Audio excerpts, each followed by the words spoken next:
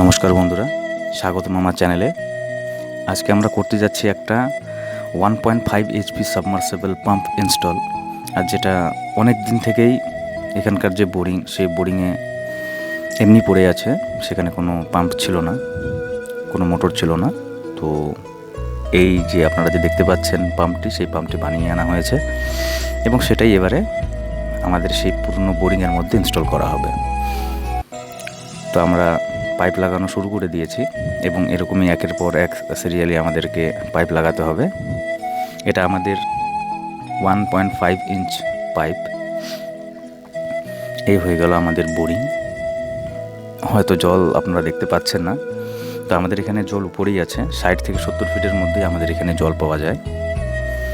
এটা হয়ে গেল আমাদের ইউ ক্ল্যাম্প। যেই ক্ল্যাম্পটা লাগিয়ে আমাদেরকে পাইপে লাগিয়ে আমাদেরকে মোটরটি বোরিংয়ে ঢোকাতে হয়। নাহলে পরে কোনো সময় যদি স্লিপ হয়ে যায় তো মোটরটা নিচে চলে যাবে, কেননা মোটরটার ওজনও 35 থেকে 40 কেজি আছে, আর যেটাকে নামাতে খুব সাবধানে নামাতে হয়। তো ইউ ক্ল্যাম্প লাগালে কী হবে, যদি হাত থেকে স্লিপ করে যায় তো সেই ক্ল্যামে আটকে যাবে এবং মোটরটা নিচে চলে যাবে না। কেননা মোটর যদি নিচে চলে যায় তাহলে পরে সেটাকে আর বার করা মুশকিল হয়ে যায়। তো চলুন আমরা আস্তে আস্তে মোটরটাকে বোরিংয়ের মধ্যে প্রবেশ করাই। এগুলো বোরিং পথ। মোটরটা থাকবে নিচের দিকে এবং যে আমাদের যে পাম্প থাকে সেই পাম্প থেকে উপরের দিকে, এবং তারই উপরে 1 বাই 1 একটা করে পাইপ আমাদেরকে লাগিয়ে দিতে হয়। তো আমরা এখানে যে পাইপটা ব্যবহার করছি সেটা হয়ে গেল পিভিসি পাইপ।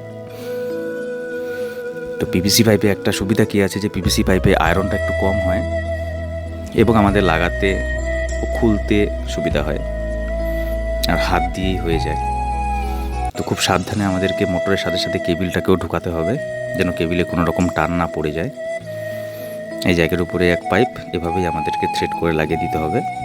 খুব ভালো পাইপ, রাবার ওয়াশার দেওয়া থাকে, যার দরুন কী হয়, আমাদের কোনো রকম জল লিকেজ হয় না। তো একটার উপরে একটা পাইপ আমরা এভাবেই হাত দিয়ে টাইট করে দিই এবং ইউ ক্ল্যাম্প একটার উপরে একটা কিন্তু বারবার চেঞ্জ করতে হয়। তো এরকমই আমাদের 5 থেকে 6টা পাইপ লাগালে পরেই আমাদের এখানকার জলের লেয়ার পেয়ে যাবে। এই হয়ে গেল আমাদের, এটা হয়ে গেল লাস্ট পাইপ। এই পাইপ লাগানোর পরে আমরা আরও একটা পাইপ আছে। আমাদের সব পাইপ লাগানো হয়ে গেছে। তো আমরা এখন ইউনিয়ন জয়েন্ট লাগাবো না, আমরা আগে দেখবো যে জল আসছে কিনা। তার আগে কানেকশানটা করে নিই। এই আমার হাতে যে তারটা আছে সেটা হয়ে গেল মোটরের তার, এবং ওপাশে যে তারটা দেখা যাচ্ছে সেটা হয়ে গেল আমাদের স্টার্টার থেকে তার বের হয়ে আসছে। সিঙ্গেল ফেজ মোটর, ক্যাপাসিটার দিয়ে চলে। তো আমরা ভালো করে তারগুলোকে জয়েন করে দিই। আর যেটা এটা আউটডোরে আছে, তো সেক্ষেত্রে আমাদেরকে এটাকে ভালো করে টেপ করতে হবে, যেন কোনো বৃষ্টির জল বা কুয়াশার জল যেন না পায়, যেন তারটা কোনোভাবে ড্যামেজ না হয় আর কি।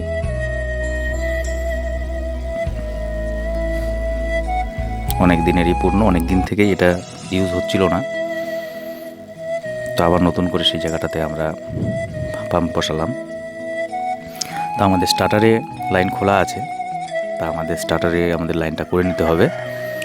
এটা হয়ে গেল বিসিএইচ, ভারতীয় ক্যালটার হ্যামারের স্টার্টার, খুব ভালো স্টার্টার। তো এই যে সাবমার্সিবল পাম্পের স্টার্টার, এই স্টার্টারের যে ওয়ারিং ডায়াগ্রাম আছে সেই ডায়াগ্রামটা নিয়ে আমি পরে একটা ভিডিও বানাবো।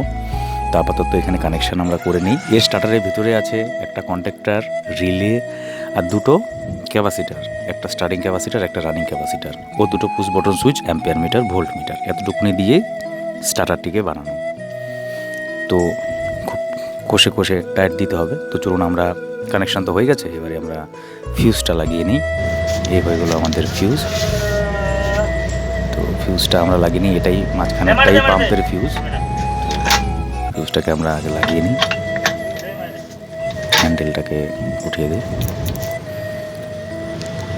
এখানে নিচে স্পার্কিং হচ্ছে নিউট্রালে, তার মানে এটা একটু ঢিলা আছে, টাইট করে দিলে হয়ে যাবে এটা। তো চলুন আমরা একবার মোটরটাকে চালু করি। মোটরের মধ্যে চালু হয়ে গেছে, 7 থেকে 8 অ্যাম্পিয়ার লোড নিচ্ছে। তো আমরা একবার দেখি জল উঠছে কি না। তো আমরা আবার চলে এসেছি বোরিংয়ের কাছে।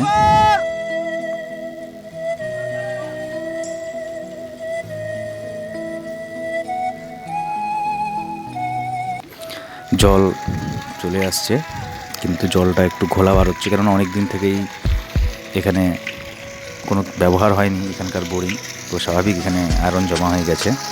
তো কিছুক্ষণ বার হতে থাকলে পরে নিশ্চয়ই পরিষ্কার জল বার হবে। তো বন্ধুরা, ভিডিও কেমন লাগছে আমাকে নিশ্চয়ই কমেন্ট করে জানাবেন। ও যারা নতুন আমার চ্যানেলটা দেখছো, নতুন ভিডিও দেখছো, তারা নিশ্চয়ই আমার চ্যানেলটাকে সাবস্ক্রাইব করে দিও। তো কিছুক্ষণ চলুক,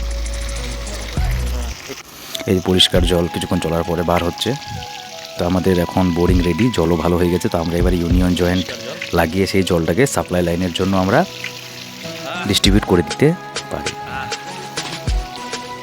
সুন্দর জল। তো এই হয়ে গেলো আমাদের ইউনিয়ন জয়েন্ট লাগানো হয়ে গেছে, সাপ্লাইয়ের জন্য আমাদের রেডি। তো ভিডিও দেখার জন্য ধন্যবাদ।